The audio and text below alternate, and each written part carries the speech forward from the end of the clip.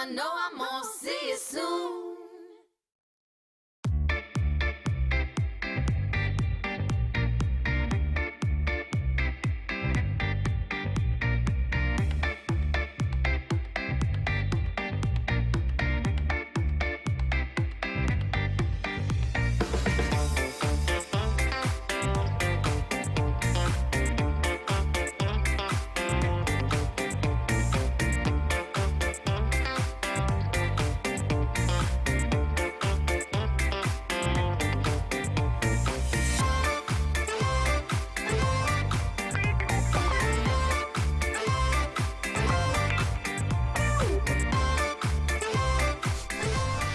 Oh, yeah, it's your WrestleMania Night 2 post-show here on the Ringside Report Network. Vince McMahon takes a stunner. Roman Reigns is the undisputed champion. What's your match of the night? What are you giving this thing on 10? We're partying. We're having a good time. Party boy! Party boys! Start.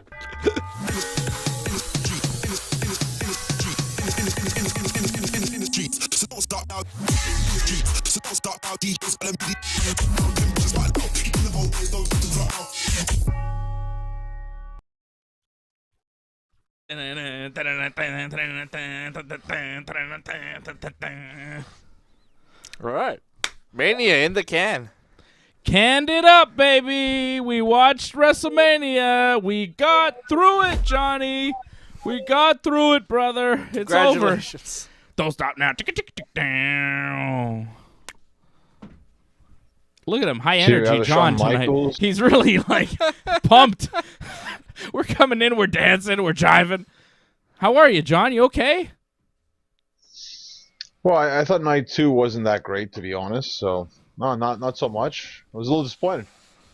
Oh. Yeah, I mean, it wasn't that great. I didn't love night 2 of WrestleMania. It wasn't as good as night 1, but I didn't hate it. I liked seeing Vince and Austin. Austin. Okay. I'm trying to come up with other stuff that I liked here, John, and it's a struggle. But I liked Vince and Austin so much that everything else just kind of faded into the background. I don't know. There was a lot of not great, though, tonight, John. I will give it to you. Night 1 was way better, and I could tell you're disappointed in the show. Not happy with the show tonight. So I want to know what's your grade on 10 for WrestleMania 38, Night 2. It's not going to be as high as 9, that's for sure. Last night was a 9. Last night, I think, was probably one of the best nights I think we've seen WWE in a long time. Tonight, it felt like it was back to the usual, pretty much. And that's about a 6 or a 7. So I think I'll give it a 7. Overall, like, there were some decent things, but there's a lot of things that were really bad tonight, sadly. Yeah, the show dragged, right? Yeah, that's a pretty generous score, though. I thought you were going to say something like a 5, 7, That's above average. Well, I liked Edge and AJ. I thought that was a good match. I also feel that's a match, too, you can look back on years from now and be like, yeah, that was really fantastic. That's a Really? match that's going to age well, I think. I thought that was a low point, actually. I didn't love it. I didn't love it either, John. I'm surprised you liked it that much. I thought it just kind of, I don't know, it felt slow. It didn't feel like it got going at any point. And then the finish was not great. I did not like that finish. AJ Styles going up for the Styles phenomenal forearm thing. And then Damian Priest is just standing there. All of a sudden, Damian Priest is there, and he's just there, standing. And AJ Styles decides to look at him for a long period of time, and then still jump and do the springboard. Of course, he gets hit with a spear. 1, 2, 3. He loses. Distraction finish at WrestleMania?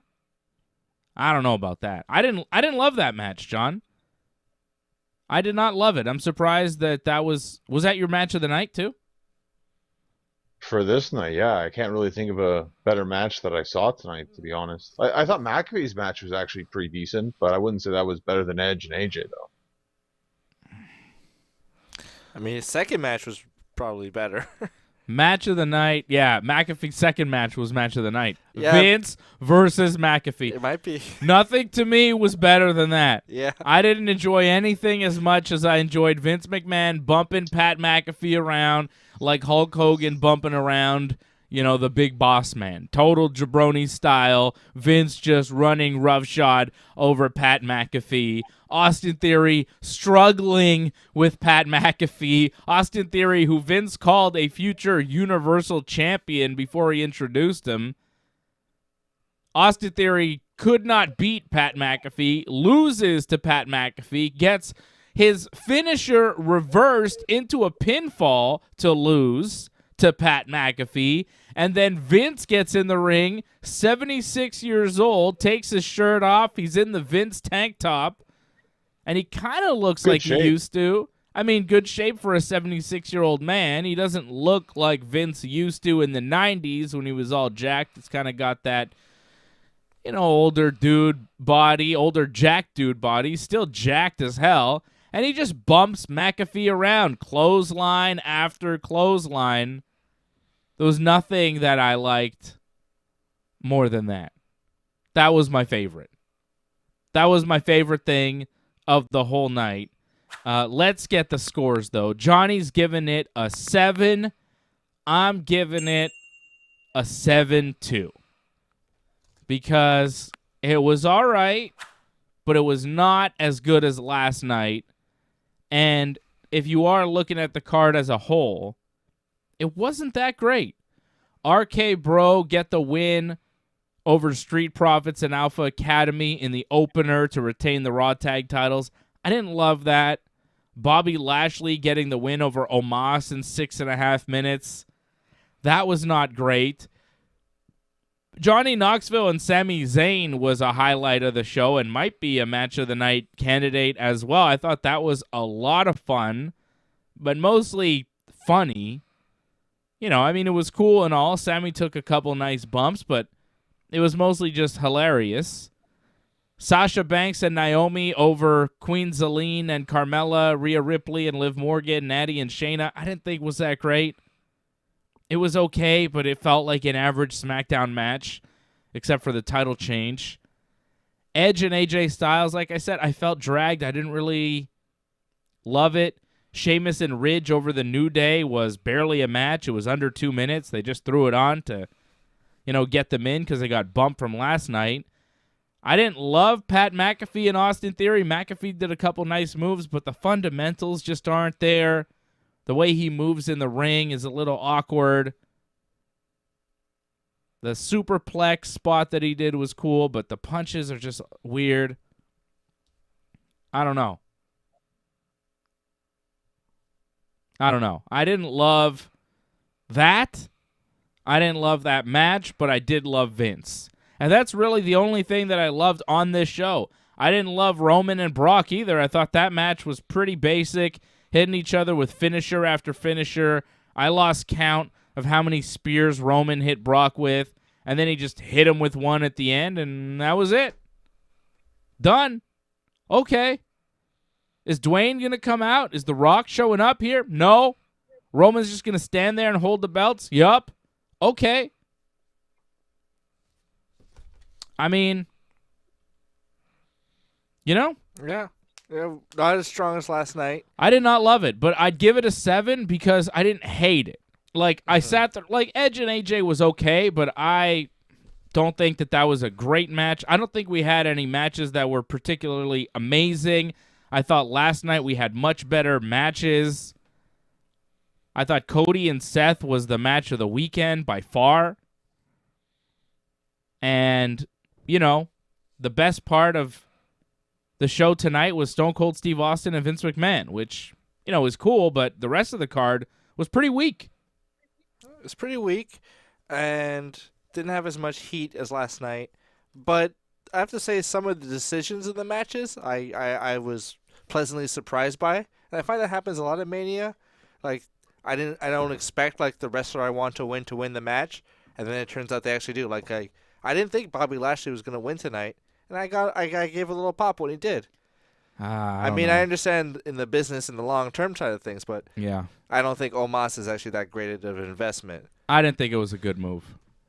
I didn't think it was a good move to have Bobby win. We'll talk about it. But as far as my grade is, it's kind of similar along the same lines, but I'm gonna go a little lower. I'm gonna say a 6. Yeah, I think that's fair. A gentleman's 6. Yeah, giving it a 6. I'm giving it a 7. Johnny giving it a 7. I want to take a look in the chat.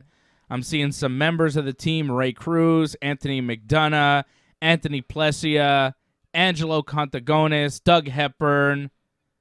Doug giving it another 5.5. He says McMahon and Stone Cold saved it. I agree. Other members in the chat. I'm seeing everybody checking in. Of course, my man AJ is here. Don't forget to become a member of the team. Join the show. Join.ringsidereport.net. Support the Ringside Report Network. We are here after all the wrestling, all the time. I'll be back here with this guy tomorrow night to talk about Raw, the Raw after WrestleMania, which should be interesting. DLC giving this thing a 6.5. Give me your grades on 10 here. 7.5 on 10 from Matthew Henley. Anthony McDonough says night 1 was an 8, night 2, 6.5. There you go. That's fair. That makes Ryan Katz giving it a 6. Paul M says night 1, 8, night 2, 7, mostly because of Vince. Yeah. A lot of people with the same kind of thoughts. You know, night 1, way better. Night 2, about a 6 or a 7, in that range. Doug giving it a 5.5. People giving it 6s. People giving it 7s. You're giving it a 6.5? 6? Just 6. Flat 6. Flat 6, but, you know, Franco with warm 316 giving feelings. it a 6.5. Ray Cruz, Saturday an 8, Sunday a 6. Whoa. I don't know what that was. Someone's mic. Yeah, I think something. Hold on a second. There we go. I think we're getting a call. I think that's what's going on. We'll take a call here My first call. in a second. I see you. I think we got Angelo on the line. Angelo, I see you. We're going to get to you in a second, my man. Hang on a second. Angelo's going to give us a call. Don't forget, if you want to call in, you got to be a member. If your name is in green, you are a member. If your name is in green on the YouTube chat, you're a member of the YouTube channel. Click that join button, join.ringsidereport.net. We're going to break down each and every match here on the card in a minute, but let's hear from Angelo. Let's talk to our buddy Angelo. Angelo, grade on 10. What are you giving WrestleMania, man? Honestly, I didn't watch it. I was just too busy with other stuff today. I'm just following along with everybody else. Nice. Are you disappointed that you missed something? Based on what you guys, Yeah. how you guys graded, I kind of felt I didn't miss anything. I mean, Yes Vince and no. Vince was pretty fantastic. Mm-hmm. The Vince McMahon segment was pretty fantastic, and it's something that I'll never forget. I'll never forget. It was And a WrestleMania moment. yes, it was a moment. It was. Because they teased it. They made you think Vince wasn't going to get in the ring. And then he takes off the jacket, and he's got the tank top, and it's like he's Mr. McMahon from 1999. Did you see it, Angelo? No, I told you I Okay. didn't get a chance to see any of WrestleMania at all, not even yesterday. Okay, this is for you then. This is for you and everybody who didn't see it. This is Vince I taking the did see stunner. that, yeah. Look at that. Well, Oh, my God. Oh, my Oh, God. he falls when he takes the kick to the gut. He can't bend over, and then boom, he falls again. And the way he falls on the stunner, he kind of drops on one leg. The leg kind of folds into itself. Oh my God, Austin was quad again. Yeah, he looked like he could have got real hurt there. Austin's laughing though. Vince is all right, I think. Oh my God, I will watch this over and over again. WrestleMania I'd watch moment. it over too. This is the highlight of the show. Highlight of the show was this moment from Vince McMahon. But I think that says a lot about what we saw at WrestleMania tonight. You know, maybe not the best show, because the best part was the mess that was Vince's segment. I Wild do have stuff. to agree with you. After I watched your recap from yesterday, I do have to agree that Austin and Owens was the best part of the entire WrestleMania weekend. Yeah, I liked it. I thought Austin and Owens was really good. I think my brother was the only one who gave it match of the night last night. I really liked Cody and Seth, and I think Johnny did too. We both gave it match of the night for night one. And I would guess, John, I don't know if you thought AJ and Edge was better, but I think Cody and Seth probably had the best match of the whole weekend. Well, I think night one had the best moments, best matches. But there's no doubt night one was on another level compared to night two. Night two just felt like WrestleMania extra pretty much. Yeah. It's like, hey, did you like Stone Cold last night? How about a little more? They brought out Undertaker again to get another pop from the audience. For no reason in particular. I don't know why that was. Undertaker's a legend, guys. Yeah, but he came out last night. His music played. He stood there for a while. I get it. But to do it again tonight, it was exactly the same. I don't know if we needed it again. I mean, you didn't even watch it, Angelo. We had to sit through this. No, it was long. No. Yeah, it took imagine, a while. Yeah. It took a while, man. I mean, I guess it's if people didn't go to last night's show, and they feel they missed out, so they're like, here. Same with Stone Cold. It's like you're if you're like a local, Dallas or a Texan, you only afford one night. You still get to see all your Texas heroes. Yeah, if you weren't here last night, here's The Undertaker. I guess it was for the crowd. I don't know. I didn't need to see Taker again tonight. Like, we all love Taker, but it was kind of pointless. John, did you need to see Taker 2 nights in a row? Like, it's his home state. I get why they do that. Like you said, like, maybe people weren't there night one, they didn't get to see it, so it's a nice treat for people to see it. Finally get to see Taker possibly for the last time they ever get to see him live. So why not? Give him another moment. He's definitely earned it, so no problem with that. And it kind of goes to show you they didn't really have much else to give you in terms of extras tonight. They started off the show with a nice extra. We got to see the game. That's right. Hugging his daughters. His oldest daughter looks just like Stephanie. Aurora.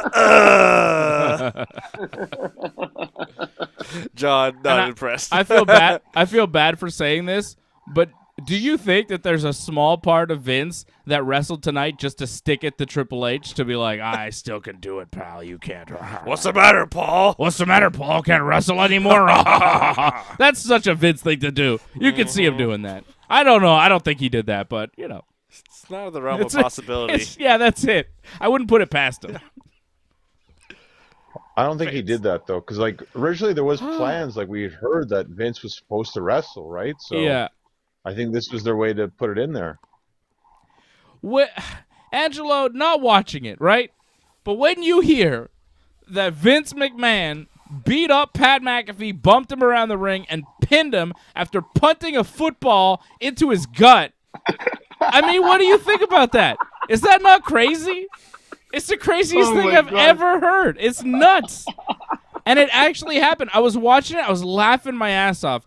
At one point, I was on the floor, losing my shit. I couldn't believe it. Couldn't breathe. I couldn't breathe. It took me a while to catch my breath after that Vince segment. I was dying of laughter just to see. It's just so goddamn funny that Pat McAfee beats Austin Theory. They have a competitive wrestling match, and then Vince gets in the ring, and he just squashes Pat McAfee. Squash the shit out of him. Just takes his jacket off, takes his shirt off, clothesline, pal. Here comes McAfee back at Vince. Another clothesline. McAfee goes flying. Classic Vince. I mean, he's just bumping McAfee all over the place, tossing him into the corner, clothesline. Austin Theory helped him a little bit. He grabbed McAfee and crotched him into the ring post, but still, Vince just kind of kicking him in the face, and then he grabbed the football, and he grabs the football, and he punts it right into McAfee's gut. Punts it right in his gut, and then that was it. Rolls him over, 1, 2, 3, beats him in the middle of the ring. Man. It was fantastic. It was the best. It was the best thing I saw all weekend. I can't believe that they did it, but I love it because screw Pat McAfee and screw Austin Theory too, I guess. I don't know. I mean, Vince is the one who reigns supreme. does this hurt Austin Theory, John, that Pat McAfee beat him and Vince, like, just obliterates Pat McAfee right afterwards? I mean, this is what, his second WrestleMania match, right? And his first, like, singles match at WrestleMania. Like, he got to have it with Vince in his corner. And he got to help Vince pretty much win the match. Regardless, that should have been a DQ, but whatever, who cares? Like, he got to have a moment with Vince. And that's something that not many people ever get to have. So I think he'll be fine. But are they going to make him credible is a huge question, because that's a pretty bad loss. Yeah. I don't think so. I don't think it means anything. I'll just go back to doing his regular commentating for SmackDown. For McAfee, sure. I don't think it really matters because he's not a wrestler. But Austin Theory, like, Plus, he has his own show. No, yeah, I'm not talking about McAfee, though. I'm talking about Austin Theory here. Like, McAfee doesn't matter. Right, in the grand scheme of things, McAfee's not a wrestler. He doesn't matter. I don't care about Pat McAfee and his wrestling career. It doesn't really matter, right? Because he's commentary. But shout out to Rolando for becoming a member. Like my Roman Reigns gear, John? You see this? I'm representing for the tribal chief. I was worried. I thought it was Shawn Michaels for a second. No. I'm actually happy with that. It's Roman Reigns. I bought it at the house show for my son because he wanted the Roman stuff, you know? And after he won tonight, I was like, oh, I'm going to mess with John. I'm going to wear this. And I'm going to Superman punch my brother. That's great, as long as it's not Shawn Michaels gear. It's good. The heartbreak kid lays down for nobody. You know, I'm kind of surprised we didn't see Shawn Michaels in any capacity over the weekend. You know, he's a Texan. You know, they could have had him do anything, you know. But no HB Schisel. Yeah, that's all right. We're good. We're good on that. But Austin Theory, I wonder, like, how is he credible going forward? How is he, you know? Well, people are cheering for me right now, I think. I don't know what's going on. Nice. Come on, Angelo. Let's just act like they are. Well, you got to fuck with me here. Yeah. Come on, man. Yeah, thank you. There you go. There you go. Angelo likes it. Golf clap. Yeah. You know, I just think that he's just not very credible now. And if he's not credible, right, because he loses to Pat McAfee. You have made Pat McAfee into a somewhat credible wrestler, so okay, fine. But then Vince comes in and destroys McAfee's credibility because Vince looks old and can't move, looks like a horse on ice when he takes a stunner. Like, it's rough, right? So Vince squashes Pat McAfee. So then where does that leave Austin Theory? Like, if Pat McAfee sucks, unless we are to believe that the rankings in WWE go Austin, Vince, everybody else. Like, does Vince beat Finn Balor? Does Vince beat Rick O'Shea? Like, that's what I'm led to believe now. Because Austin Theory, he beat Finn Balor, right? Mm-hmm. He beats all these guys. Without any help. He beat Rick O'Shea on SmackDown, right?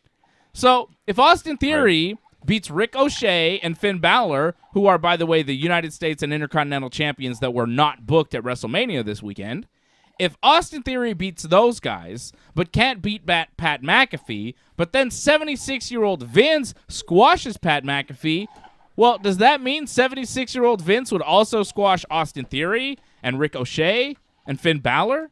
Is that what we are to believe? I don't really understand what we're supposed to feel about Austin Theory right now and the rest of the roster. Well, to me, it's like he's a bit of a joke, but he'll get these wins out of nowhere. There's no real true ranking system in WWE. You can lose like 4 or 5 matches and then get a title shot next show. So it doesn't really matter about the losses. It's more about how the story develops. Yeah. And the fact is that Vince, in the end, like, he did get a win. So there was something that they were happy about there, or Vince was happy with Theory in the end. So I think there's no problem with that. And Austin happened, but you can't really avoid that whatsoever. I don't think this hurts Theory whatsoever. I think they're just going to continue to progress with him, and we'll wait and see. He's still young, like, what, he's 24, 23? Like, a lot of time with him. Yeah. But tonight didn't look great, right? No. Tonight, he doesn't look great, and Vince looks like possibly the next champion of the WWE. Yeah. Angelo, anything else before we let you go, buddy? I heard something about the New Day wearing Big E gear.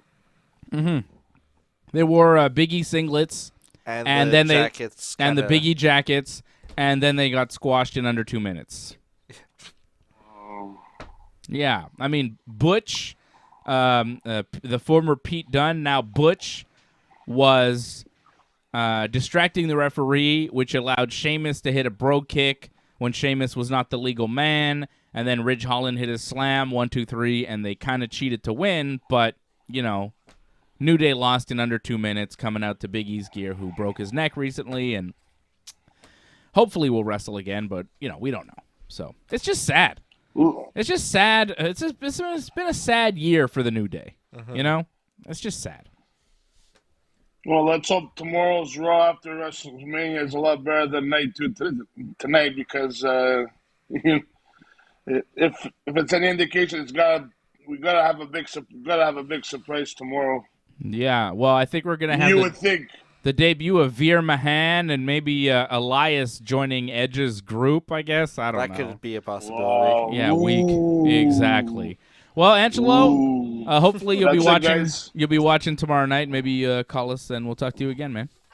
Absolutely, guys. Have a great night. There he is, Angelo Katagodis, member of the team. Always great to hear from Angelo. And if you want to call, by the way, you got to be a member. I know Rolando just became a member. Join.ringsidereport.net to sign up, and you can call us up and give us your thoughts on WrestleMania, whether you watched it or you didn't. It's up to you. That makes a lot of sense, yeah, having Elias join Edge's new dark faction.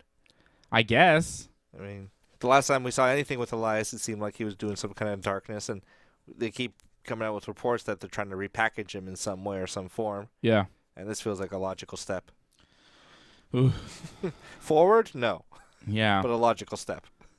I just can't believe the whole Vince thing. So Vince beats... I want to get through the Vince stuff, and then we'll move on to other things. Vince beats Pat McAfee after McAfee beat Austin Theory. And Theory and Vince are celebrating, and then Stone Cold Steve Austin shows up. Theory decides to go after Stone Cold. He takes some punches, eats a stunner. Vince wants to have a beer. They toast. Austin hits Vince with maybe the worst stunner of all time. And I just showed it to you. It was amazing. And then Pat McAfee came into the ring for a beer bash, and he also ate a stunner, which I appreciated quite a bit. I thought that was great. If Pat McAfee's going to come in, he shouldn't just, leave unscathed by Stone Cold. He better get hit. Everybody eats a stunner. Everybody takes a stunner. Pat McAfee, Vince, Austin Theory, Donald Trump. the whole goddamn crew. Trump, everybody. Yeah, if you have a beer bash, you eat a stunner. That's right, brother. So I like that. I like Austin stunning everybody. This was the best part of the show. Was this not the best part of the show, John? Did you think that Edge and AJ Styles was better than the whole Vince, Austin Theory, Stone Cold stuff?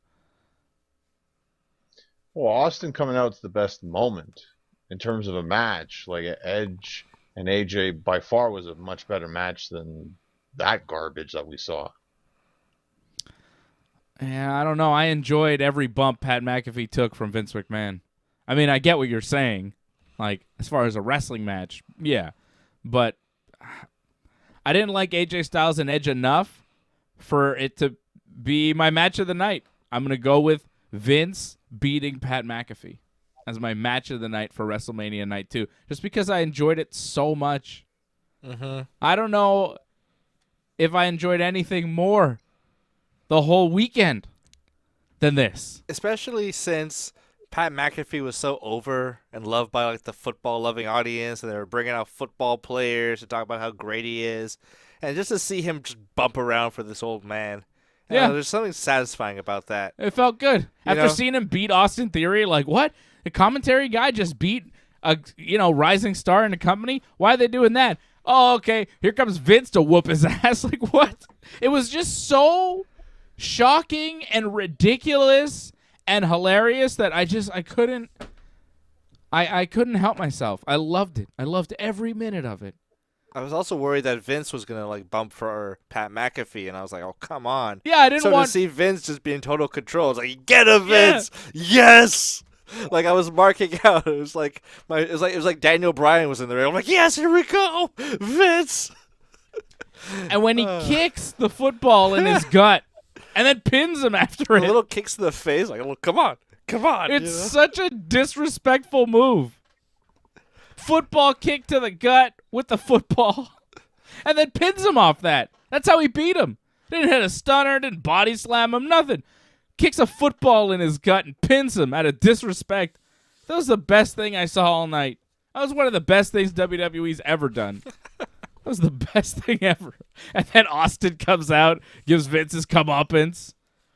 Oh, it was classic. Mm-hmm. It was classic. Yeah, there was a moment of like when Austin and Vince were standing next to each other before all the shenanigans, and they're looking at each other, and Vince is in the tank top, and it felt like, like an old comedy duo is getting back together for one last kind of run, Yeah.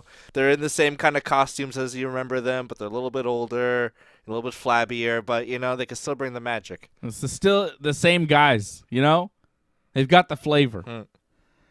Oh, I loved it so much. This was the best thing ever. It was the best. It was ridiculous. And if it wasn't Vince and Austin, I'd probably be shitting on it, Like, if I didn't grow up on Vince and Austin, I'd probably be like, this was stupid. Why would they do it? It looks so bad, Vince couldn't even take a stunner. Why is Pat McAfee bumping for Vince when he just beat Austin Theory? Like, it doesn't make sense. And if you want to be real critical and shit, sure, you could say this was horrible or whatever. But if you're being honest, you goddamn had a good laugh. It was one of the funniest things I've ever seen. Vince taking that stunner was one of the funniest things I've ever seen in my life. Soaked in beer, like his hair is like all wet. I mean, we all watch Botchamania. You know what I mean?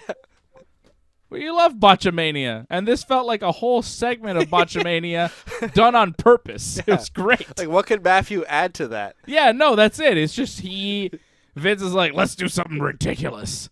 Austin Theory's going to lose to Pat McAfee, and then I'm going to beat the shit out of Pat McAfee, and then Austin's going to come and stun me, and hopefully I can take it. I don't know. Damn, pal. Damn, pal. Couldn't really take that stunner anymore. Oh, God. And you couldn't follow it. Not even close. Well, they could have had a better match, to be fair. Who? Brock and Roman, because that's what followed it, right? Well, yeah. I mean, they could have, but they didn't. Their match was terrible. That match sucked. What a crappy way to end. Yeah, super lazy. They did nothing. There's no salad dressing. I thought there would be lots of salad dressing. It was nothing extra. It was all basic. Same stuff we've seen them do a million times. Brock hits suplexes, clotheslines Roman over the top rope, goes after Heyman, gets speared through the barricade. Brock and Roman beat the count out. Brock takes another spear, kicks out at 2. Roman Superman punch, another Superman punch, goes for another one, gets caught with a German suplex, another German suplex, another German suplex, another German suplex. Brock goes for the F5, Roman escapes, another Superman punch. Roman goes for a spear, Brock catches him, F5, 2 count. It's just like, let me hit you with my finisher, I'll hit you with your finisher, and then kick out at 2, and figure it out there. No effort. Lazy. This is a lazy match. And this is the main event of WrestleMania. It's supposed to be the biggest match of all time on the most stupendous WrestleMania ever.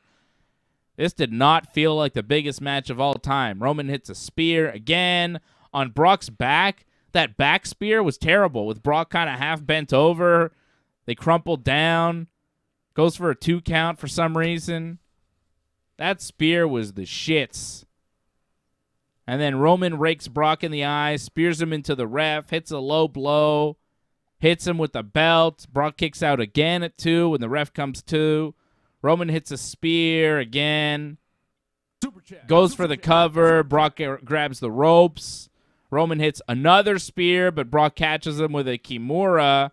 Roman grabs the ropes, gets up, hits a spear. 1, 2, 3. I mean, what? Brock's got you with the Kimura. You grab the ropes. You stand up. You run off the ropes. You hit your millionth spear of the match, and that's your finish. That's your finish? That's your finish? Like, what the fuck? Yeah, it was pretty lame. Garbage. Uninspired. No creativity. Same old shit from these two fucking guys that just bleh. Terrible. Awful. Roman Reigns beats Brock Lesnar after a million spears, pins him, and now he's Universal and WWE Champion. Who cares? Next. So is he going to be on Raw now? I don't know. I hope not. You know? I was kind of enjoying Raw not being the Roman Reigns show. I like that sign that said, "Acknowledge these nuts." Tremendous. Classic. Terrible match. Well, if it really felt like the crowd was very split between cheering for Brock and Roman. I couldn't even You tell can the say, crowd you was know, into it. Crowd at first was into it. I felt like near the end they were kind of starting to die out because it just kind of got repetitive over and over again. But the crowd seemed to really want this match to be good, but it just wasn't. Because they were hyped up on it so much. You know, they're told this is the biggest match ever. This is it. And also they're seeing every single resource being allocated towards these two guys. Yep. So they're like, well, if I want to enjoy Right. this whole event, I have to be really into this match because this is what it's all about. The whole company's about these motherfuckers. And they shit the bed. Roman didn't even do his dive over the top rope that he does. Nobody bled. I thought they were going to be bleeding. Roman didn't even do his dive. He didn't do the drive-by thing on the apron. Roman did shit all. He did Superman punches and spears. Did he hit any other move? Did he hit any other wrestling move in this match? Didn't even do his guillotine choke. Nope. He's been finishing every match last 6 months, and you figure it was because, well, he's gonna use it on Brock. Lazy. Lazy. He didn't. Doug Hepburn says, drop in a super chat. Thank you, Doug. I think that's the first super chat of the night. What the hell's going on? I don't know. Come on, guys. Hit us up on Super Chat. Support the Ringside Report Network. Doug is the Super Chat leader. Doug says, does Cody go after Roman right away? I would say no. I hope not. Because the WWE is just not going to do that, and I think if Cody went after Roman right away, he'd probably lose. It's Drew, right? Probably. I don't know. I think it's Brock, honestly. I think Brock, he's supposed to wrestle Mania Backlash, right? He's sticking around for a couple pay-per-views, so I think Brock does a rematch against Roman. I think we see it again. Jeez. And it'll suck again.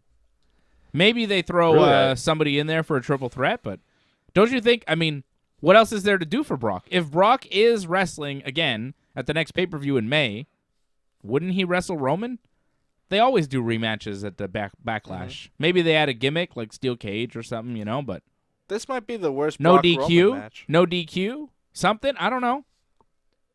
Yeah, this was not a good match. They've had better matches. Yeah, the one at Mania 34, Yeah. I want to say, where Brock won. Better. You know, they were both bleeding, and there was just a lot more to it. It felt, earned. Yeah. Super disappointing, especially the last match, 2 nights of Mania. Vince, just tore the house down. They couldn't follow it. Very disappointing. Very disappointing to see this close the show, this lack of effort. It's all about these guys, and it's just weak. It should have been Stone Cold closing out the show both Yeah, nights. yeah. And if you're going to do this Roman Reigns boring match, boring stuff,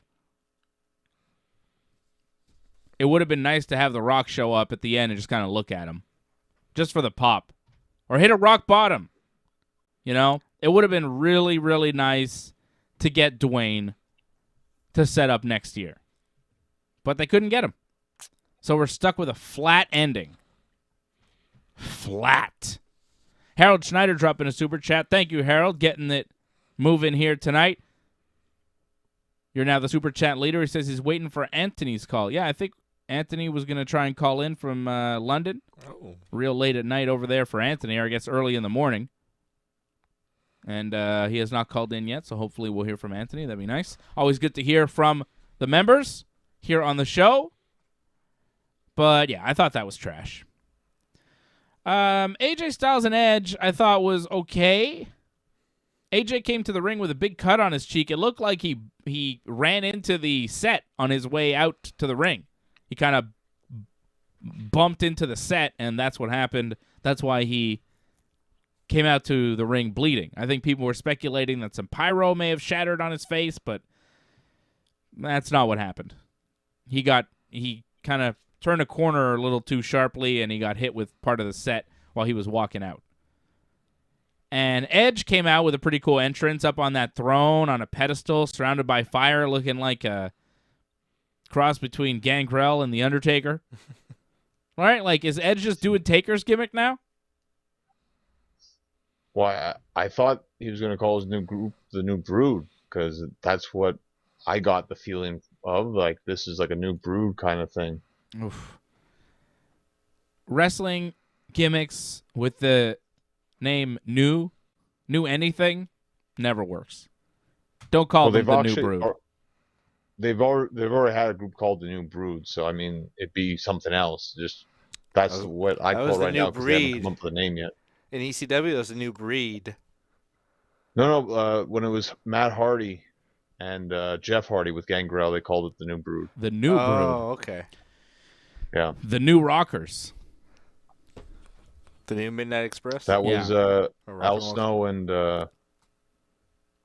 Marty Jannetty Jannetty was New Rockers. Yeah, not good. It was not good. New anything in wrestling is not a good look, so I hope it's not called the New Brood, but it does seem like Edge is starting his new group here. AJ hit a nice suplex off the top to the apron on Edge. Surprise Edge took that bump. Edge kicked out of the Styles Clash. And then the finish, AJ going for the phenomenal forearm, looked at Damian Priest, who just appeared ringside, kind of dressed like Edge. AJ slightly delayed, jumps off the ropes, and gets hit with a spear for the pin. I didn't like the finish. Did you like the finish, John? I thought the spear looked fantastic. Yeah. It's not easy to do a spear like that in midair like that. That looked great. Mm-hmm. And Edge, the idea, Edge is pretty good at doing spears in midair, John. I've seen him do nicer ones, like off a ladder, off the Jeff Hardy, who was suspended in midair. I'm not saying that it's not hard, and sure, it was 20 years ago. I'm just saying Edge is like the master of spearing dudes out of midair, isn't he? He's good at it. Mm-hmm.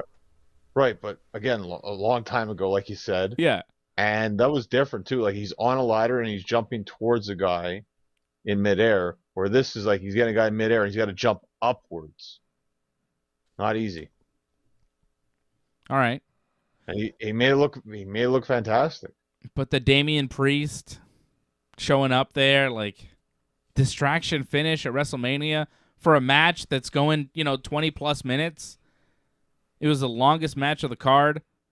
It was the longest match of the weekend, by the way. 24 minutes. No match was longer than that. The second longest match of the weekend was Cody and Seth, 21 minutes, 40 seconds. So Edge and AJ got the most time out of anybody at WrestleMania. And to end it like that hurts my appreciation of the match. I felt like they were just starting to get going, and then the match just ended with this weird distraction finish. I didn't love it. Why did you love it so much? I just thought it was just good action back and forth. Like, it wasn't amazing, but I thought it was solid. And it's not easy to go 24 minutes solid action back and forth.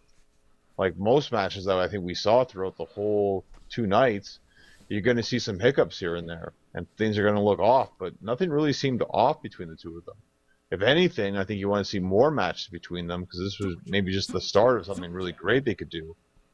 And as far as the finish goes, like, that's helping with the story. It's to help explain the new group and all that. It's to put so people care more about that. So I understand why you do that. I'm not a big fan of it, but I get why they do it. WWE is mainly about the stories, not so much about the wrestling.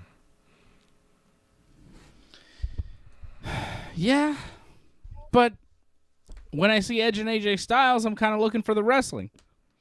You know, I think we got expected a lot of it. I didn't love it. I don't know. I find a lot of AJ Styles WrestleMania matches tend to be a bit on the underwhelming side. You know, his match with Shinsuke wasn't too special. His match with Jericho was good. Okay. His match with Shane was good, but nobody expected that to be good. It went on first. It was kind of a hardcore match. But every other one is kind of like, oh, this is going to be like the match of the night. AJ's in here. He's going to show up. And then we always kind of come away being like, oh, you know, it's kind of flat, AJ at Mania, his matches. Yeah. They don't quite, you know, show up. Like, I think we his expect SummerSlam, I think like he has like a better record of like good matches Maybe. or something. Like one of those where he wrestled Cena and like someone else and like he showed up. this match with Jericho was pretty good. I mean, it was okay. It was kind of short too. Yeah. It was like 8 minutes or something. It was like pretty quick.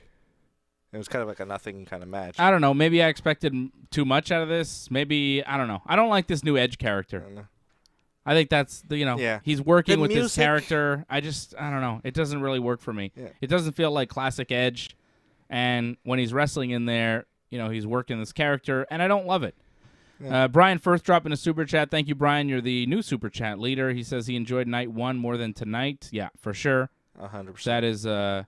That is the consensus from the Ringside Report Network for sure.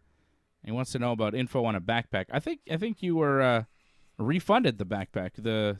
We don't have any backpacks anymore, and you were refunded for that backpack, Brian. So thank you, Brian Firth, for dropping a super chat. Keep dropping those super chats. Keep supporting the Ringside Report Network. I think we have a call. Do we have a call? Oh. Do we have Anthony from London? We have a call. Whoa. What is that? Whoa. Anthony, are you there? You. Sound Hello, like can you hear me. me? Yeah. How you doing? How you doing, Anthony? I'm all good, mate. All good. Very tired. It's 5:45 in the morning there. Oh, my God. Goodness gracious. How do you do it? How do you stay up all night to watch these pay-per-views? Alcohol. That would make it harder. I Good feel like answer. that would put you to sleep, but I guess, people in England, you guys drink differently than people over here. It's a different culture, Go to the pub and keeps you up, I guess. Gives you power? There's caffeine in some of those pints. I don't know. Anthony, did you watch WrestleMania? What did you think? Yeah, watched it with my son. He fell asleep after the Arcade Bro match. That's all he wanted to see. But yeah, it was good. Stone Cold last night was my highlight. Yeah. But yeah, it was really good. What do you give this show on 10? Today's 6.5 and yesterday's I'll give an 8. Yeah. That seems about right. The first night was so much better, and tonight it just kind of felt flat. There was fun stuff with Stone Cold, just like last night, but everything else, the Roman Reigns match to close the show, not great. Edge and AJ Styles. Did you like that match, Anthony, the Edge and AJ? Because Johnny really liked it, but my brother and I didn't love it too much. It was all right. It weren't my match for the night, but it is what it was, wasn't it? Main event was poor, I think. Yeah. Yeah. I agree with you on that. What was your match of the night? I found the what one did I like best? Probably the Johnny Knoxville? yeah, that was good. That was funny. I was pissing myself watching that. Yeah. Yes, right? I think we were all laughing real hard watching that match. That match was goddamn hilarious. It had the salad dressing. It had so much just extra stuff going on. Sami Zayn hitting that haluva kick right off the bat, starts beating on Johnny Knoxville. Went after a guy in the front row called Dark Shark. Dark Shark, he's like the dad. Because I saw the Jackass Forever, which was hilarious. Yeah, they have like new cast members, and one Okay. of them, their dad is Dark Shark. And they put him like his head in a thing with like a tarantula, and he was like freaking out, and like he like freaked out so much he was like gonna like fight some of the guys. Like he got like really pissed off. That's pretty good. And he was at the Mania. So I don't know who he is, but I know some of these other Jackass characters. You know, these classic Jackass characters. That is, Sammy starts fighting with Johnny Knoxville outside the ring. Johnny gets a fire extinguisher, shoots Sammy in the face with it. Knoxville takes a cookie sheet. Sammy gets a table with mouse traps on it, which was a little awkward, you know, like when he went for that table, Sammy seemed to struggle getting that table out from under the ring, and the mouse traps that were glued onto the table, some of them were falling off the table. It didn't seem like it was very well put together, but hey, you know, you're having these, you know, weird garbage matches with all sorts of gimmicks. It's not going to be perfect. Knoxville used 2 garbage can lids as symbols on Sammy's head, smacked him with a stop sign. That stop sign shot had 0 impact, by the way, 0. But that's okay because it was fun overall. You know, like it wasn't perfect. Johnny Knoxville's no Logan Paul as far as, you know, celebrity wrestlers, but he did his thing. Sammy did a suplex through a table in the corner, which was pretty good. Johnny hit Sammy with an air horn at one point. The highlight to me was when Party Boy Chris Pontius gets into the ring, and he's in there, and he starts shimmying and dancing, and then the shirt comes off, the pants come off, he's in his little thong, he starts dancing on Sami Zayn. I lost it. I could not contain myself, just dying of laughter. That guy, Party Boy, Chris Pontius, was always one of my favorite characters in Jackass. Oh, Wee Man's Body Slam was good as well. Oh, Wee Man's Body Slam. That's a Mania moment.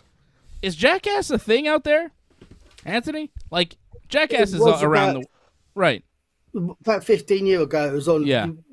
We used to see it. I had to spend 10 minutes on YouTube showing Thomas who they were so he could understand what was going on. How old is your son? 12. Yeah, that's it. See, kids, they have no idea. But for us, you know, growing up, Jackass was a big thing. So I think we try to recreate some of the stuff. Yeah, of course. Who wasn't trying to recreate Jackass The things? shopping cart. But my God, did I love that Party Boy Chris Pontius. And then when Sammy bumped him and you could see, like, his ass and balls just hanging out. That's Pontius. Oh, my God, it was so funny. I don't know why, but it just got me. I lost it. Wee Man showing up from under the ring, beating up Sammy, hitting the Wee Man body slam, reminiscent of Hogan and Andre at WrestleMania 3. It had those vibes, brother. Fantastic. And then Sami Zayn with the big boot on Wee Man. What a boot to the face. He cracked him with that boot. Wee Man went flying. And the great thing is with these Jackass guys, you know they can take it. This is what they do. This is what they do. This is how they operate. Even at their old age. Yeah. And then there was like these weird gimmicks. Johnny Knoxville had some kind of boot that he used to kick Sammy in the groin with. It was strange. This like mechanical boot. The big hand that popped out as well. Yeah, the big hand that popped out. I don't know if you saw, but Mark Henry's like, oh, that's my child with Mae Young making his WrestleMania debut tonight, you know? Because, of course, Mae Young famously gave birth to a hand. That was the love child with Mark Henry. So the giant hand Mark Henry was saying was his kid with Mae Young, all grown up. It's fitting because it's Mark Henry's kid, too. It's going to be huge. Good. Yeah, of course, it's going to be gigantic hand. Yeah, that giant hand. Knoxville taking the tongs to Sammy's nuts and then tossing him off the top rope to the floor through the mousetrap table. That was the biggest bump of the match. Big bump from Sami Zayn off the top to the floor. And then the Jackass crew set up Sammy in a giant mousetrap, caught him in the giant mousetrap where he couldn't move, and Knoxville pinned Sami Zayn to win the match. I mean, it was just ridiculous. It was ridiculous. Don't forget the bowling ball. Oh, yeah, the bowling ball to the nuts. You think that was a real bowling ball? Because that would really hurt. I wouldn't like it. Yeah, what do you think, John? Real bowling ball or gimmick bowling ball? Well, for Sammy's sake, hopefully it was gimmicked. But, I mean, they could pull that off. There's ways to pull that off. Al Snow used to do that all the time with the real one. Like, there's just ways of time. However, the way Knoxville did it, you better hope that was, like, gimmicked. Because he just, like, threw it in there, didn't try to, like, make it nice and easy for Sammy where he could kind of somewhat block it with his legs a little bit. Yeah. He just like whipped it right at him like as hard as he could. Like, but it that's gonna be bounced. rough on him. It bounced, and it kind of moved Right. like it was light. And I don't know if you've been bowling recently, John, but I know that when you go bowling, you know there's weight differences in the balls. Like you could pick up a 12-pound ball, a 10-pound ball, a 9-pound ball, whatever you want. Johnny Knoxville may have thrown a 1-pound ball at Sami Zayn. And it may be hard, but if it's a pound, it's not going to hurt that bad. Whereas if you're throwing a 12-pound bowling ball at somebody, it's going to hurt, but it's also not going to bounce the way it did. You know, like it kind of ricocheted and he tossed that thing and it went flying. I bet you anything that was like a 2 to 3 pound bowling ball. Also, There's no way that was like a more than 5 pounds bowling ball. Gimmick bowling ball. would a 12-pound ball also roll across the canvas that fast? No, that's what I'm saying. It would kind of just It would kinda just roll thud. around. It wouldn't even move. It would Yeah. just go thud. And if you threw that at somebody, you would hurt them really bad, right? Gimmick bowling ball. I'm calling gimmick on that bowling ball. I still liked it, though. It was still funny, you know? You don't want Sammy to get really hurt. You don't want to destroy his testicles. But you enjoyed it. Party Boy was the best. Wee Man was cool, but Party Boy to me, I was always a big fan of Party Boy. Disappointed I didn't get to see Steve O, but I was happy to see the Party Boy. Tremendous. John, did you like this? My big problem with this was the fact that Sammy kept trying to go for pins. After he put him through tables, he gave him a bunch of like shots with the tray, stop signs, and Knoxville kept kicking out. Like it made Sammy look like he's terrible. Like this is supposed to beat like wrestlers, and he can't beat Knoxville with this kind of stuff. But Sammy's a joke, isn't he? Well, he clearly is a joke if he can't win a match. If he can't beat Knoxville, like put him through a table. When that works on like WWE superstars, like you can never take Sammy seriously again after this. Who is less serious after tonight, Sami Zayn or Austin Theory? I say Sami Zayn. I don't know, Sami man. Zayn, definitely. I don't know. Austin Theory got beat up by a guy that got beat up by Vince. Yeah, but he also cheated though, Vince. Like, I guess. Sami Zayn, I mean, it was what, 5-on-1?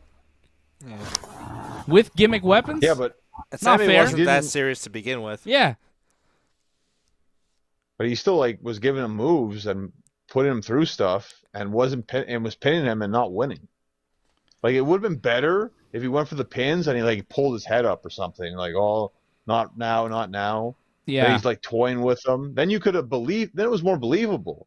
But this way, it's like, oh, Knoxville's like pretty tough. Like he can actually hang with Sammy, which makes Sammy look very bad. Yeah. I mean, I think that's a fair point, right? That makes sense. Mm-hmm. Because Sammy did, like, attempt to win, and he could not win. But it was, like, 10 jackasses on one.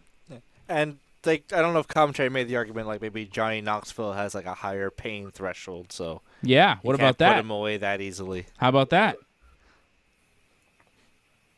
Still, Sammy should be able. Like that works typically with WWE superstars. You're gonna tell me like, oh, Knoxville's like stronger than most WWE superstars? Like, I'll give him credit. Like, yeah, he could take a good beating, but if that can beat most WWE superstars, it makes Sammy look bad.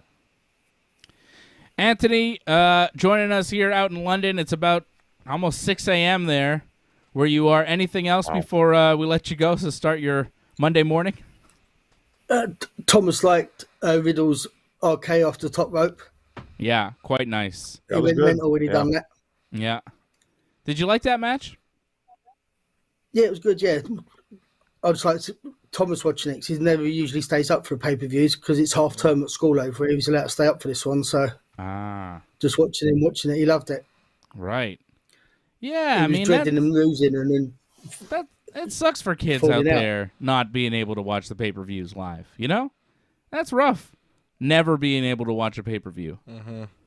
That is tough. They should give you guys a pay-per-view soon. Hopefully the WWE gives you a pay-per-view. I know that the AEW was talking about going over there for a pay-per-view, so hopefully you get all that stuff. Because I know, I mean, you guys travel like crazy over to the U.S. to watch WrestleMania and stuff, and WWE does come to the UK quite a bit, but I know you guys have been wanting a pay-per-view for a long time, and I think one day you'll get it. I think probably AEW might give it to you guys first, but yeah, it's They're it's on rough. Sunday nights as well, and they've usually got school the next day. So Yeah, that's it.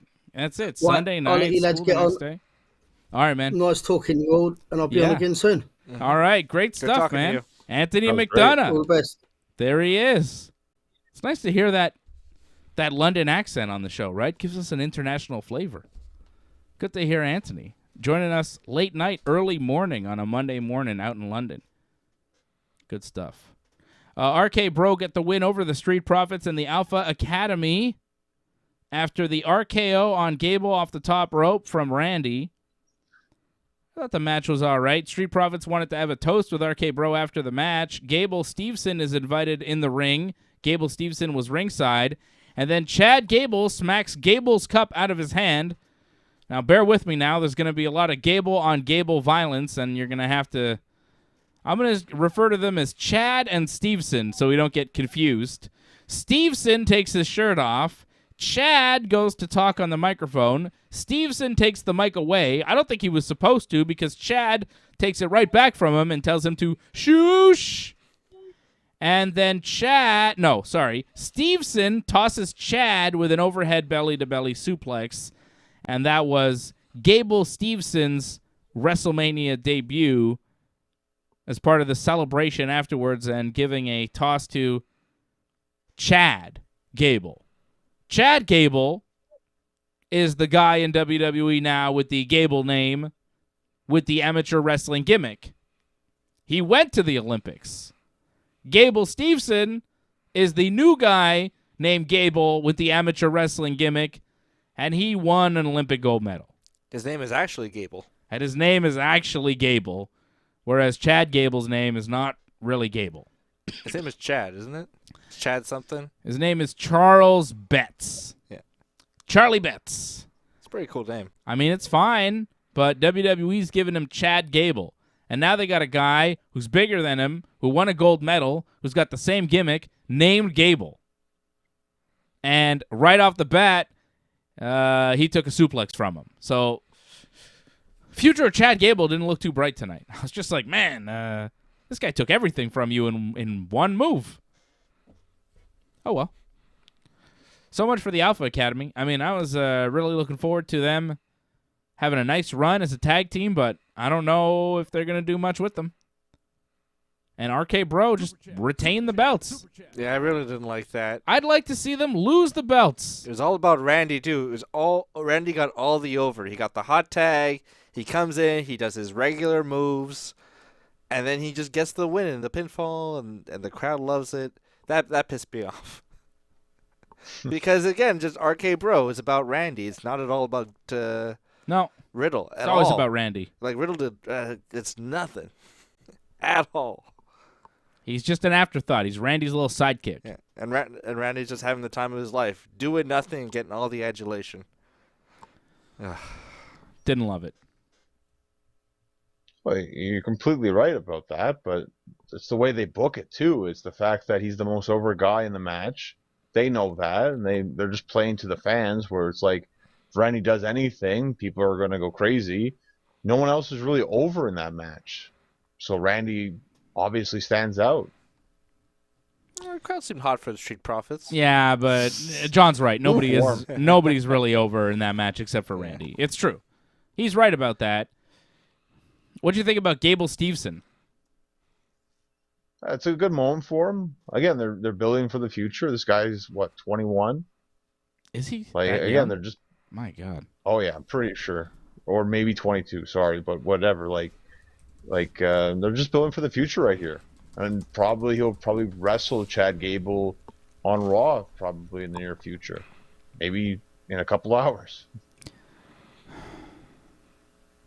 I wonder about anybody with the tattoo "Humble Beast" written on their chest. It's just a little weird. Humble Beast? It's a weird thing to get tattooed on you. Yeah, a lot of weird tattoos. He's got weird tattoos. He seems odd. It's hard to market. I'm not sure. And, I mean, I don't want to get into it, but there are allegations. There on are it. some allegations from his past that are pretty bad. You just Okay. all you have to do is just Google Gable Steveson allegations, and they'll come up pretty easily. I don't want to get into it, but he was alleged to have done some pretty terrible things. So hey, hopefully he didn't do those things. He was found not. They couldn't really press charges, basically. But the school, I think, he kinda maybe stepped in, the Minnesota. It seemed like he maybe did something awful, and he just walked away fine from it. Okay. Yeah, I don't know. I'm not sure. I hope for the best with him. He's got tremendous potential. He's 21. He's an Olympic gold medalist. Sure. I think MMA probably would have been a better move for him, but he chose WWE, which I think is odd. But okay. We'll see how long he chooses WWE for. He's only 21, so maybe he'll go to MMA at some point. I wish him the best. I really do. I hope he's great. I really hope he's, the second coming of Kurt Angle. I'm just not sure. Brian Firth says, what's next for Omos? We'll get to that Omos question in a second here. Brian, thanks for the super chat. Brian dropping another super chat, says, did any of you guys watch non-WWE events around Mania weekend? I did not. I know that there's so many, and I didn't because I didn't have time. There was too much WWE this weekend. So, yeah. Did you, John? Well, I was planning to get the Ring of Honor pay-per-view, but because SmackDown was on at the same time, and we also have a show for reviewing SmackDown, WrestleMania preview, yeah, I'm like, well, I'm not going to be completely distracted. Plus, for watching Rampage at the same time, the time didn't work out. And, to even watch it later on, I watched NXT on Saturday, then WrestleMania. Wow. So right there is over, close to 6 to 7 hours of wrestling one day. And then today, I'm only going to watch this because I'm just burnt out of wrestling already. Yeah, so it's no just time too much. yet for anything else. Yeah, no time. But I will get to the Ring of Honor pay-per-view. The highlight matches anyways. The Briscoes against FTR. Yep. Apparently that was the match of the weekend, so I got to check that out. Yep. I've seen highlights of that, but I haven't seen the match, and I'm going to try and check that out. Other than that, I'd like to see Mike Bailey and Bandito. I heard they had a great match. I like Mike Bailey. Good to see him. He had 9 matches in 2 days or something this weekend. Jesus. Good for him. Getting a lot of work. There's a lot of wrestling shows that happened, yeah. He worked he worked Jay White and Bandito and a ton of guys. It's crazy. Mike Bailey's on a tear. Montreal guy. People giving a lot of props to Kevin Owens and Sami Zayn this weekend. Mike Speedball Bailey's doing some big things. It's nice to see. He's supposed to wrestle PCO, but I read somewhere about PCO got hurt or something. He had to get an X-ray. Oh, that cost him 50 G's apparently. So yeah, it's a bad timing, right? Bad time to get hurt. WrestleMania weekend. It's crazy how the whole wrestling world converges for WrestleMania weekend, and tons of shows happen. It's an interesting time. Harold Schneider dropping a super chat. He says, "Excellent, Anthony. Hope to hear you again." Yes, indeed. Anthony was trying to be quiet, not to wake everyone up in his household. Thank you, Anthony. Appreciate you giving us a call. And thank you, Harold, for dropping a super chat. You are the super chat leader so far tonight. Oh, no, Brian Firth just took over. Thank you, Brian. Brian is the new super chat leader. And Brian wants to know, so yeah, no, we didn't really watch any non-WWE events around Mania this weekend because there was no time. But we're going to catch up on that, over the next couple of days. And I'll answer Ray Cruz, at least. I saw that ladder match he's talking about, North American ladder match. That was by far my favorite match for NXT. That's the match. If anyone's gonna watch the Stand and Deliver show, that was the match to watch. That ladder match. I think Grayson Waller broke his elbow in that match. Yeah.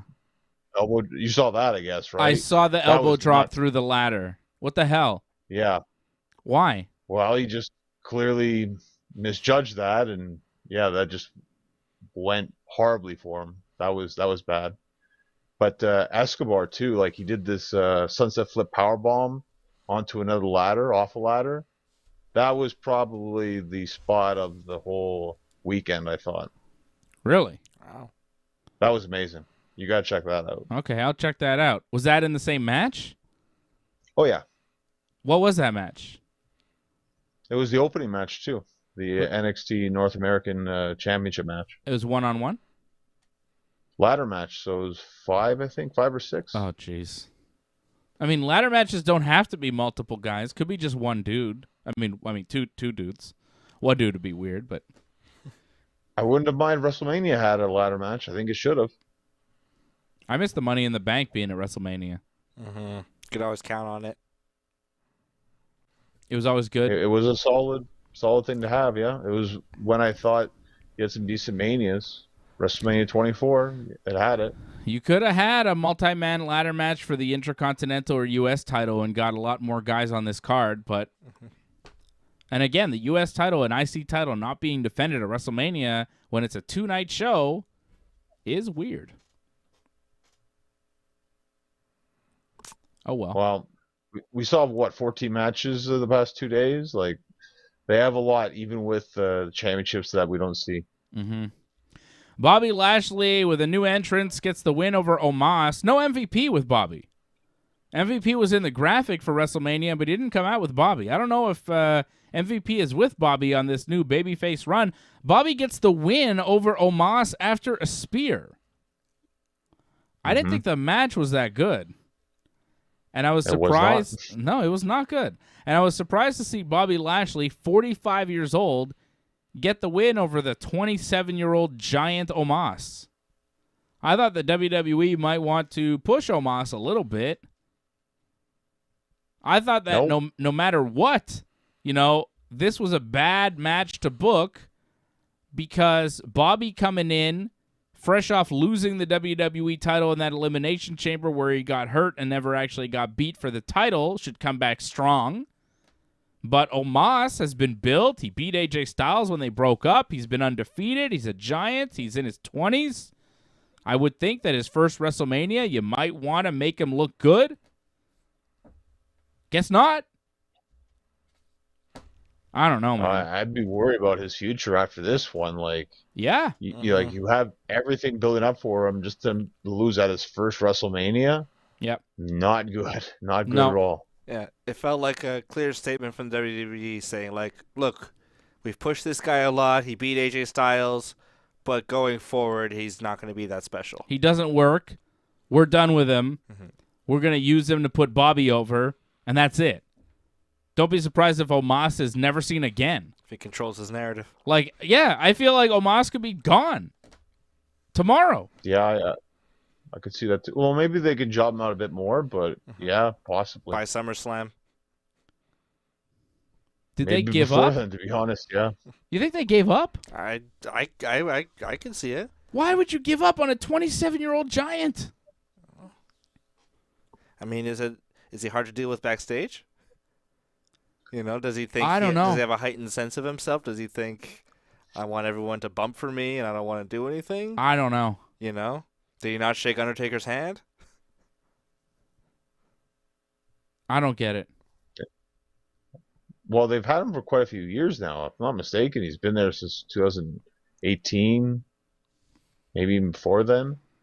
Yeah. So, like, they've given him a lot of time, and they just, if this is as good as he's gotten, maybe they've just decided, well, this is taking too long, or it's never going to get there, possibly.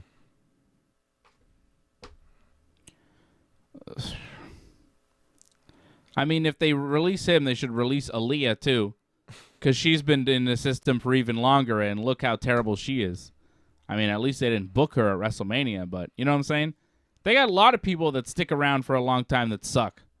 And Vince talks about dead weight being released. Yeah. Aleister Black was dead weight. Omos and Aaliyah, we need to keep them forever. What? Elias is still under contract. Why?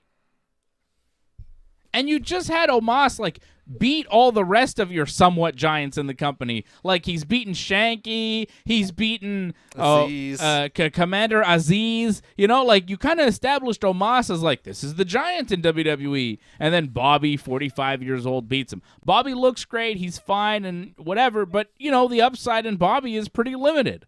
How many more years does he have? 5? You would think, at the most? Omos, you would think... maybe 10 to 15 years you could get out of this guy. If he could figure it out. He hasn't figured anything out. I guess. Maybe. His promos suck. His wrestling is bad. But goddamn, he's gigantic. Like, you don't want to give him a couple more years and see where he is? I mean, Mark Henry, at this point in his career, was just as bad. Just as bad. Right? Mm-hmm. Yeah, he was bad for a long time. Right. Mark Henry was terrible for the first, 10 years of his career.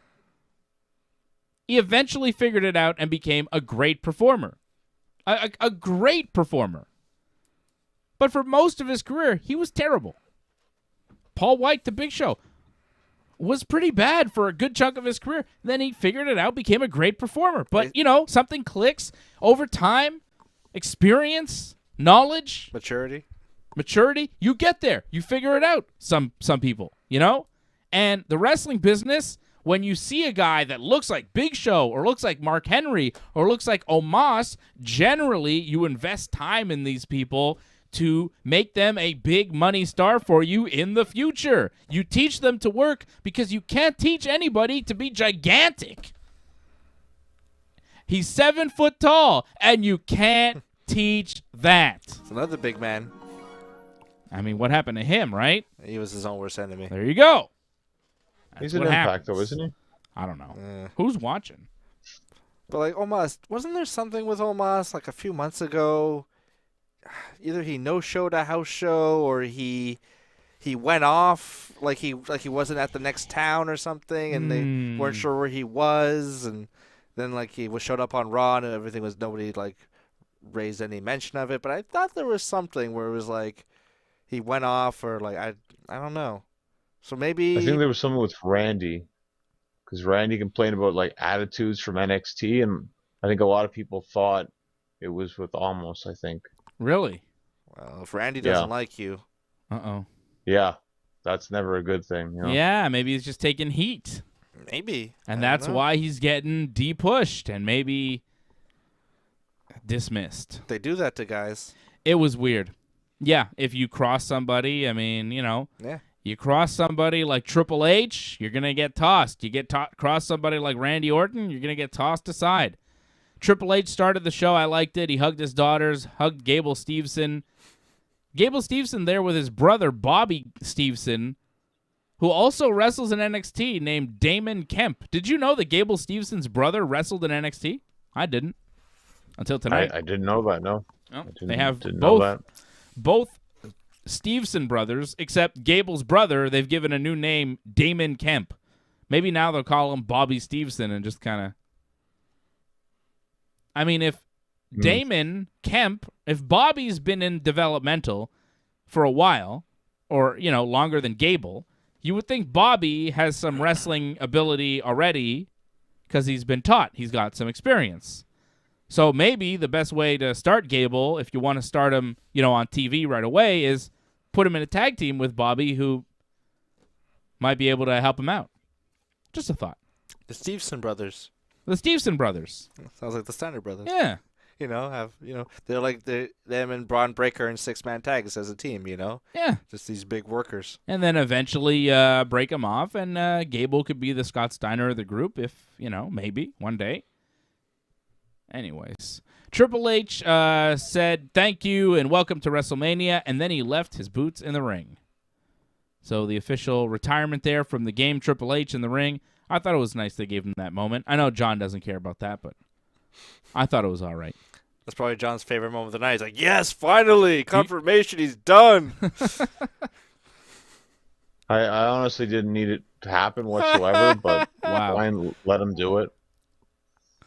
John doesn't mind seeing The with. Undertaker 2 nights in a row just stand there and say this, just hand gesture to the crowd.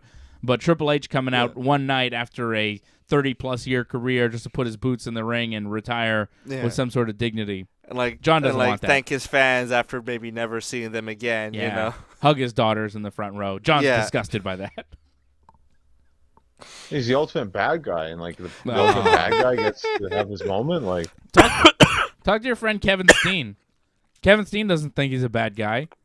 A lot of the people on the roster now love him. I'm just saying he played the villain like pretty much his whole career, and then it's like, oh, thank you, all this like it's not NXT really Triple playing up H, to the- NXT Triple H, shaved head Triple H, suit Triple H is a babyface. I don't know what you're talking about. As soon as he shaved his head, he was a babyface. Even when he was like the Authority, you could kind of feel this babyface heat. It was all Stephanie who was like getting the heel heat. Stephanie was the bad one. Triple H was just, He's influence. like, hey, what about the workers? Stephanie's just a bad influence on Triple H. He was always a good guy.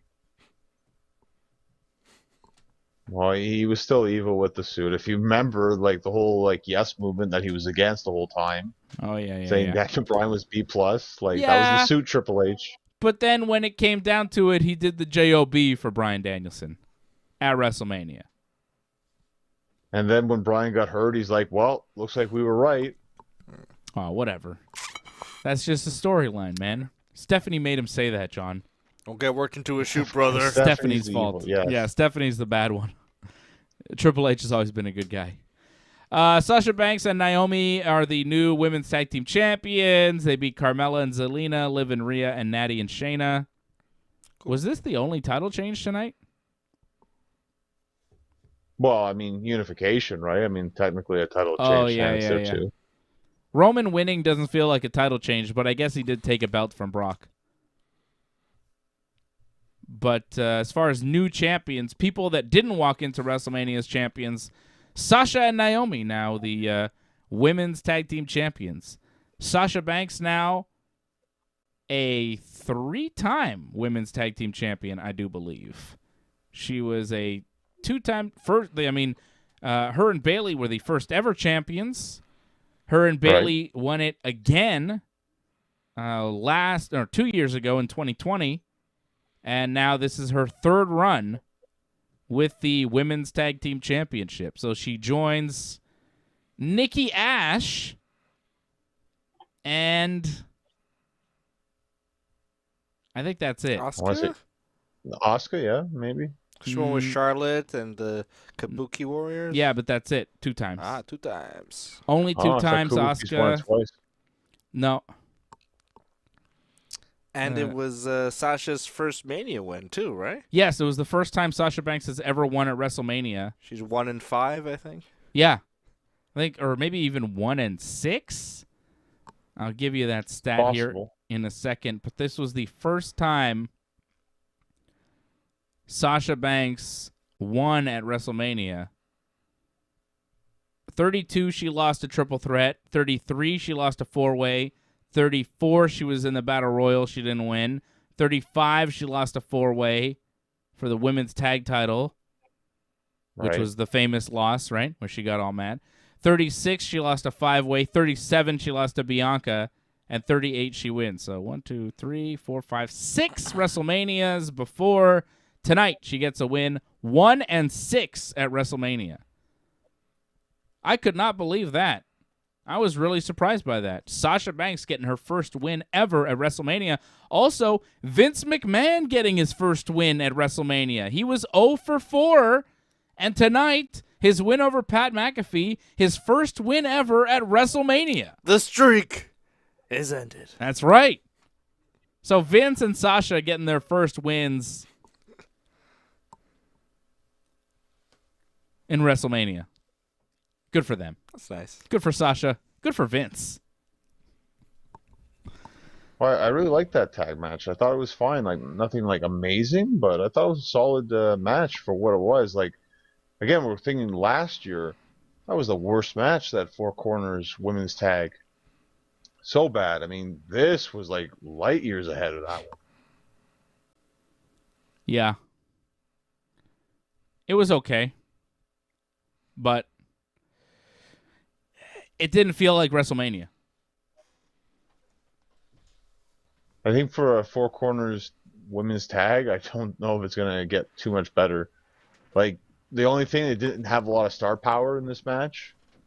And it, Sasha, had to win in a sense because she was the only big time star in this match.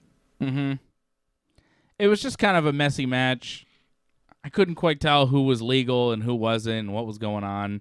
Just a lot of people in the match, a lot of stuff going on. It was kind of like, what, who's where? Why are they, And then it was over. I was like, all right, Sasha and Naomi won. I didn't like the individual entrances. It's supposed to be for the tag team titles, and everyone got individual entrances. I didn't particularly like that too much. Yeah. Because it just made it seem like they're trying to get... Yeah, exactly. Like, everyone and, like, this many people in it.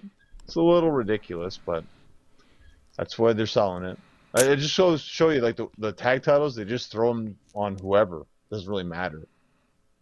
They get rid of all their established teams, Yeah, they don't, care about tag teams in general in the WWE, and especially the women's division tag teams. I mean, since they've introduced those titles, they haven't really featured those belts very much, and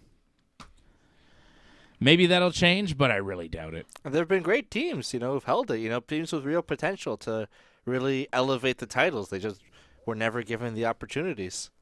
Bayley and Sasha is a great team. The Iconics could have been a very entertaining team, but they didn't give them that much time. Kabuki Warriors. Even Nia Jax and Shayna Baszler could have been like that powerhouse team, but they were never really treated that seriously. They were treated more seriously than a lot of the teams that existed.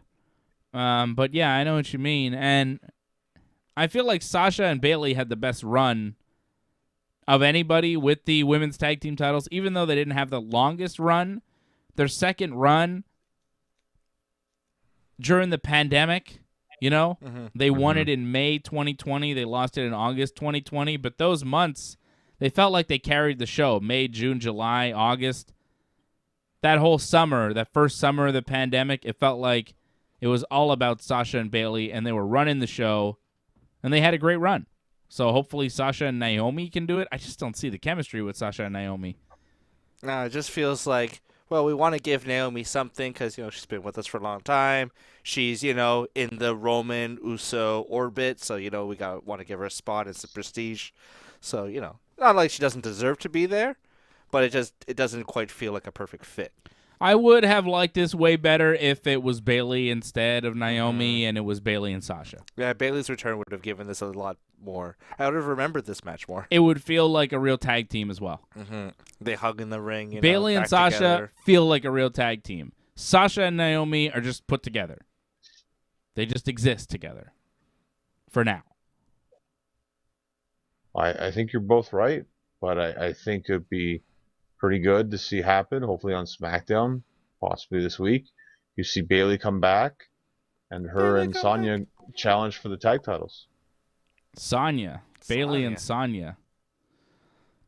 I guess. Because of the feud with Naomi. Yeah. Right? Yeah. Bayley and Sonya. You know who had good chemistry and they never really explored it on the main roster? It was Bayley and Carmella. They're Baymella. They're kind of friends. They're friends somewhat.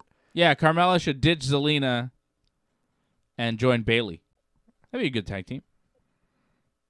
Wrong show, but yeah, I guess. Who cares? Like if they put her on Carmella, Raw. Carmella's on what now? Erica. Or move Bayley to on Raw because Oh yeah, because Corey Graves, so. Right? Yeah. Can't break those two. And Raw is where we will be next. That's the next stop on the road to WrestleMania 39. We are now on the road to next year's WrestleMania. And we will begin with Raw tomorrow night in Dallas, Texas. They are still in Dallas, and we are still watching the WWE. I'll be back here tomorrow night, 11 p.m. Eastern Time, right after Raw, with my brother, recapping everything on the Raw After Mania. I want to give a big shout out to everybody joining us here tonight. A lot of interaction in the chat, a lot of calls. Got Angelo, got Anthony. It was nice to hear from Angelo and Anthony tonight. And what's that? It was good. Yeah, it was good, right? Calls. Yeah, it's fun. Shout out to Brian Firth. You are the super chat leader of the night. Thank you, Brian. Shout out to Rolando. Even though his comments are a little weird, Rolando. I don't know what's going on with Rolando. Rolando's a strange cat. I like him, but what's going on with him? He's taking shots at me or something, saying I'm losing my hair. I don't know what he's saying. That was by choice. Yeah, You got a haircut, yeah. Like, Yeah, I wow. shaved my head. I'm not. At first, I thought he was talking about me. I'm like, losing my hair. Yeah, I don't know. I'm not losing my hair, Rolando. I don't know what's going on with him. But Rolando signed up to become a member, so I'm not gonna diss you too much, Rolando. But like, what's going on with this guy? He's friends with AJ. He knows AJ, so if he knows AJ, it's a little shaky. Then again, I know AJ, so what does that say about me? Full of surprises. I shouldn't know him. I do know him. I shouldn't know him. Doug Hepburn. Thank you, Doug Hepburn. Thank you, Anthony McDonough. Thank you, Angelo Contagonis. Angelo Contagonis dropping a super chat. Thank you, Angelo, who says, great show, guys. Thank you for the recap. Thank you, Angelo, for your support throughout the years. Much appreciated. And great talking to you again tonight. Doug Hepburn dropping a super chat. Thanks again, boys. Was a great weekend. Thank you, Doug. Thank you for your support as well. Always good hearing from Doug. I'd like to hear from Doug one day, get a call in from Doug. It'd be nice. Doug in Kingston, my buddy. Always looking for new action figures for me. I'm not really looking for anything right now. I found one of these. You have enough. I got one of these today, buddy. I found this today. Look at that. You know who that is? Bronson Reed, John. You know who that is? He used to wrestle in NXT. He lost. He lost what? His job. Yeah. Yeah. But they just made a figure of him, and I found him today, so he's mine. I got old Bronson. Only one. Wasn't he like the North American champion at the time of his firing or something? He was like a title holder. He at had NXT? just lost, actually. Or he just lost. Right Okay. before, yeah. He's good. And the figure's nice. It's like a nice big figure. It's a nice action figure. So, yeah. Found that one today. Angelo dropping a super chat says, catch you later today after Raw. Yeah, right? Oh, my God. It's so late. Raw's today. I want to give a shout-out to the members. Angelo Contagonis, Rolando Poitras, Anthony McDonough, Ray Cruz, Doug Hepburn. Who else was in the chat here tonight with the green names? Brian Firth, dropping super chats, supporting the show. Thank you, Brian. Thank you to everybody, I think that was it as far as the members. Did I name drop everybody? If I didn't name drop you, let me know. And I give you a shout out. Leor S. Leor S in the chat as well. Shout out to Leor. Leave a comment if you forgot. Harold Schneider. My man Harold. Great to see Harold in the chat tonight as well. I love it. All the members supporting the Ringside Report Network, all the super chatters tonight. Thank you very much. We appreciate you. Join.ringsidereport.net. Join.ringsidereport.net. Wait, what? Rolando says I got a Ric Flair still in package from first Galoob series. I'll donate it to you, Simon. Yes, Rolando. Are you serious? Rolando. I need this. Ric Flair, Galoob in a mint on card? You're going to give this to me? That's Christmas, baby. Are you serious? I would love it. Thank you, Rolando. Yo, hook me up, Rolando. That's I don't know. I'll send you my address or something. You can send it to me, or maybe you just give it to AJ, and then AJ will give it to me. I don't know. Figure out how you want to send it to me, Rolando, but I would accept it and be very happy with that. It'd be amazing. Yeah, Rolando's my new best friend. See, I was a little shaky on you, Rolando, but if you got a Galoob Flair on the card, you want to send that to me? Yeah! Rolando! Oh, man. Yeah, send that to me, Rolando. I don't know how, maybe if you see AJ, if AJ knows where to find you, maybe get it to AJ. I don't know how you want to get that to me, Rolando. I mean, I don't want to buy it. I'd rather you just give it to me. If you want to, first he said he's going to donate to me, and now he's like, you prefer to buy it. I'm not really looking in the market to buy a Ric Flair Galoob. I mean, I'd give you some money if you want for it.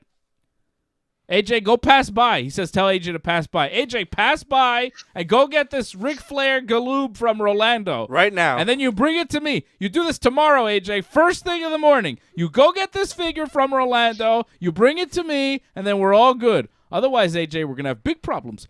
Big. Get the job done. AJ, do you want to come over on Saturday night to watch this UFC pay-per-view? If you do, you better get this figure from Rolando. You're not allowed to come. unless you get this figure from Rolando, AJ. That's the deal for the next watch-along that we're doing. UFC 273 in Jacksonville, Florida, coming up on Saturday. Get ready. The Ringside Report Network never, ever stops.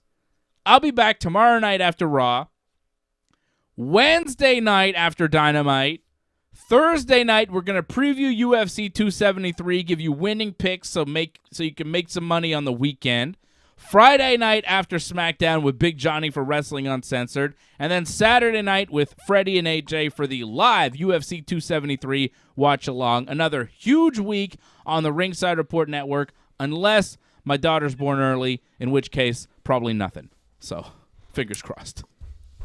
After UFC 273, please. We shall see. I hope the little girl just a few more. Just come on time. As long as she comes on time, I'll be able to do the watch-along. And as long as AJ brings me that Ric Flair Galoob from Rolando, he'll be on the watch-along. If he's not, AJ, I see you in the chat. I know you see me. I know you're hearing me. And you know that I'm goddamn serious about my toys. So you find that goddamn toy from Rolando, and you bring it to me, and then I will give big shout-outs to Rolando on the show, and I'll show it off, and I'll be very excited. Very excited. Are you sure that's AJ, though? Because I read somewhere that he got hacked again, so it might not be him. Squig's Instagram got hacked again, but that is the real AJ. Danny Brooke is the real AJ. Squigs, if you see a guy called Squigs that looks like AJ that's telling you he's made $20,000 in the past day on Bitcoin, he's been hacked. He's probably a hack. Good to know. Hey, I made $20,000 on Bitcoin. Look at my mansion. I'm like, I don't think that's AJ. Oh, bro, I'm telling you. Yeah, Galoob is the company that made the WCW figs. Like, Galoob is... You got a Galoob still in the package, man? Wow. I want that. That is gold. I mean, look. I mean, we got toys all over the place here. We got Stone Cold Steve Austin. We got The Undertaker.